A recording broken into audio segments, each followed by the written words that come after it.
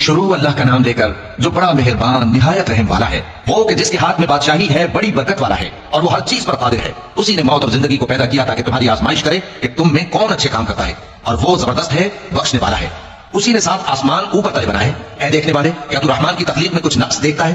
ذرا آنکھ اٹھا کر دیکھ، بھلا تجھ کو آسمان میں کوئی شگاف نظر آتا ہے؟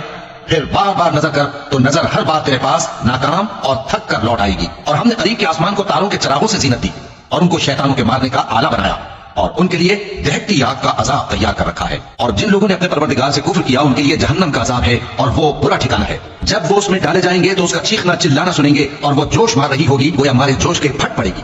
جب اس میں ان کی کوئی جماعت ڈالی جائے گی تو دوزخ کے داروغہ ان سے پوچھیں گے، کیا تمہارے پاس کوئی خبردار کرنے والا نہیں آیا تھا؟ وہ کہیں گے، کیوں نہیں، ضرور خبردار کرنے والا آیا تھا، بس ہم نے اس کو جھٹلا دیا اور کہا کہ اللہ نے تو کوئی چیز نازل ہی نہیں کی، تم تو بڑی غلطی میں پڑے ہوئے ہو۔ اور کہیں گے، اگر ہم سنتے یا سمجھتے ہوتے تو دوزخیوں میں نہ ہوتے۔ بس وہ اپنے گناہوں کا اعتراف کر لیں گے، سو دوزخیوں کے لیے رحمت سے دوری ہے، اور جو لوگ بن دیکھے اپنے پروردگار سے ڈرتے ہیں ان کے لیے بخشش اور اجر عظیم ہے۔